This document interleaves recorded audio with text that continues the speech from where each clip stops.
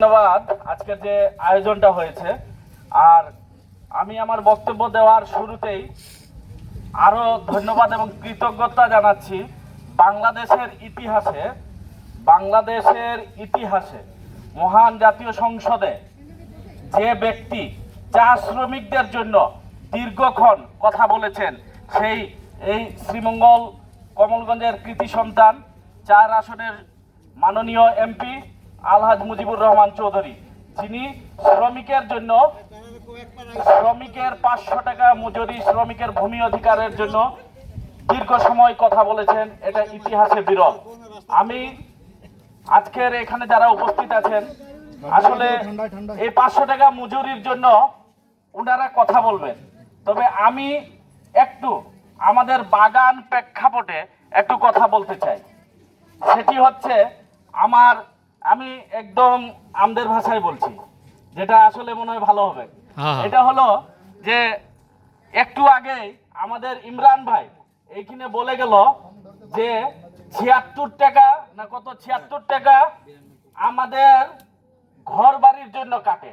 মানে আমরা যে 500 টাকার উপরে দৈনিক মজুরি পাই, এটার হিসাব দিয়েছে মালিক পক্ষ। এই হিসাবটা কি, যে আমরা দৈনিক মানে চিকিৎসা সেবা, ঘর ভাড়া, শিক্ষা ভাড়া সব মিলাই করে 500 টাকার উপরে পাই। এখন কথা হইল, আমি বাকিদেরটা নাই জানছি, কিন্তু আমার বাপ 60 বছর চাকরি করেছে, আমার মায়ের ঘরে থাকে করে 60 বছর, ওকে আলাদা কোনো ঘর নাই দেওয়া হয়েছে। তাইলে দৈনিক যদি 76 টাকা করে ঘরের বাবদ দিতে হয়, তাহলে আমার বাপের টাকাটা গেল কাহা? এখন আমি আমারটা বললাম, এমন অনেক আছে যাদের ঘর একটা আছে কিন্তু নামের কাম 2টা আছে, 3টা আছে, যারা এক ঘরেই আছে। তাহলে দৈনিক যদি 76 টাকা করে দিচ্ছে, তাহলে এই টাকাটা গেল কাহা? আলাদা আলাদা যে নামের কাম আছে, এই টাকাটা গেল কাহা? আসছি চিকিৎসার বিষয়ে। আমাদের মানে বাকি বাগানগুলোর ইয়ে নাই দিলাম, কিন্তু আমাদের মৃত্যুঞ্জয় চা বাগানের যে হাসপাতাল আছে, যে ডিসপেন্সারি আছে, এখন তো প্যারাসিটামলটাও নাই মিলছে, প্যারাসিটামলটাও ঠিক মতো নাই মিলছে। চিকিৎসার যে বেহাল দশা, আমাদের হালকির সবার পরিচিত বাবুল বাড়াইক বেচারা চিকিৎসার অভাবে মারা গেল। আজ ও লাখ লাখ টাকা এখনো কোম্পানির হিয়া পাবে। তাহলে আমাদেরকে যে বলা হচ্ছে দৈনিক চিকিৎসার লাগে একটা টাকা দিচ্ছে, এইগুলা হিসাব করেই তো 540 টাকার উপরে আমাদেরকে মালিক পক্ষ দিচ্ছে। এই টাকাগুলা গেল কাহা? মালিক পক্ষ এটা কাকে দিচ্ছে? এটা কি তোরা কখনো জিগাইছিলিস যে আমাদের তো লেফটিনের লাগিও তোরা টাকা কাটছি, আমাদের ঘরের লাগিও টাকা কাটছি, আমাদের স্কুলের লাগি তোরা টাকা কাটছি, চিকিৎসা ব্যবস্থার লাগি টাকা কাটছি, আমাদের শিক্ষা ব্যবস্থাটা তো একদম শুভঙ্করের ফাঁকি। আমাদের একটা প্রাইমারি স্কুলটা পর্যন্ত নাই। কোন স্টুডেন্টকে টাকা দিচ্ছে যে হ্যাঁ আজকে তোর বাপ মা বাগানে কাজ করছে, তোরা এই বাবদে তোরা ভর্তিটাই হতে পারছি, তোদের বাপ মা হিয়ালে তো আমরা দৈনিক শিক্ষা বাবদে একটা টাকা কাটে রাখি, তোদের বাচ্চা কাচ্চার জন্য এই শিক্ষা বাবদের জন্য টাকা দিল। এই টাকাটা কোথায়? এদিকে তো তলে তলে সবই চলে। যাই করে তোরা হিসাব দিস মালিক পক্ষ সরকারের কাছে, ভুল বুঝাইস যে আমাদেরকে তোরা প্রতিদিন 540 টাকার উপরে দিছিস। এই 540 টাকা আমাদেরকে ফিজিক্যালি একদিন দেখাই দেন যে তোরা কাহালে দিছিস।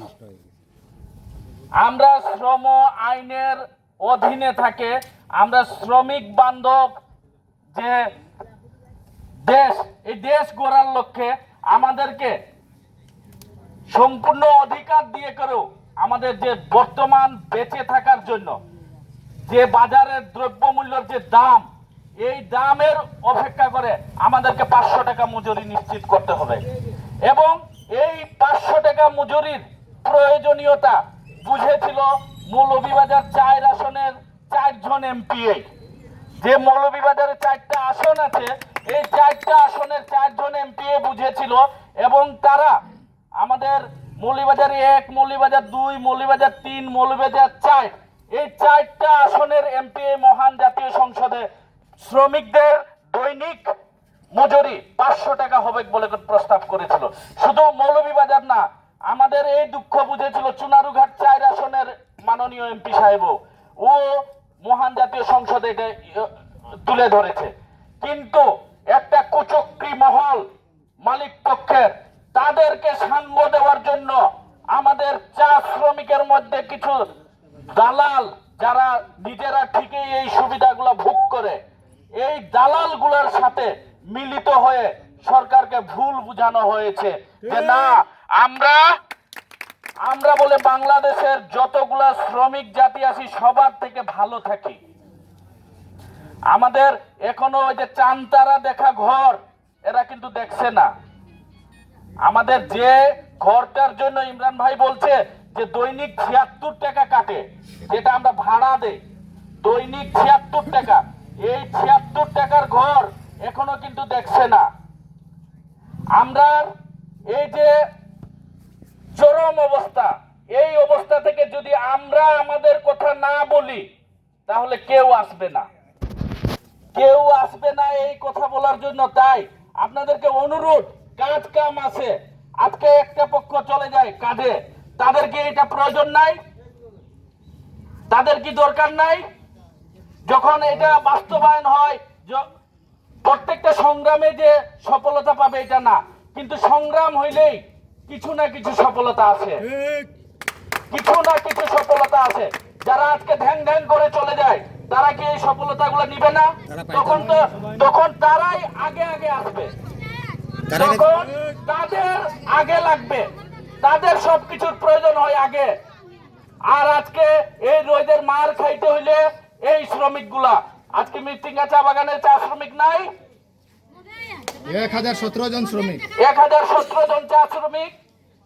আমরা আমাদের কথা বলবো, আমাদের মাদের কথা বলবো, আমাদের বোনদের কথা বলবো, আমরা সবাই সমস্যারে কথা বলবো। রাজনীতি আছে রাজনীতি ঘরে, রাজনীতির জায়গায়, কিন্তু শ্রমনীতি যেখানে আমার বৃহত্তর স্বার্থ, যেখানে আমার চা বাগানের উন্নয়ন, যেখানে আমাদের চা বাগানের প্রতিটা শ্রমিকের উন্নয়ন, সেখানে কোনো রাজনীতি হবে না। সেখানে সমস্যারে সবাই এক হয়ে সবাই একসাথে আওয়াজ তুলতে হবে। আমাদেরকে ভুলে গেলে হবে না। আমাদের এ পর্যন্ত যতটা উন্নয়ন, যতটা অগ্রগতি, তা কিন্তু আন্দোলন ছাড়া কিচ্ছু দেয় নাই আজ পর্যন্ত মালিক পক্ষ। আমাদের কিছু দিছে? মালিক পক্ষ বাদ দিলাম, সারা বাংলাদেশ বাদ দিলাম, এই মৃত্তিকা চা বাগানে যখন থেকে আন্দোলন হয় না তখন থেকে কিচ্ছু দেয় না। আমাদের মৃত্তিকা চা বাগানকে কিন্তু আবারও বলে রাখতে চাই, আমরা কিন্তু সামনের দিকে আরো আন্দোলন আছে, আন্দোলন করতে হবে। আমাদের ফান্ডের টাকা গেল কই? এটা কি আপনাদের জানার দরকার নাই?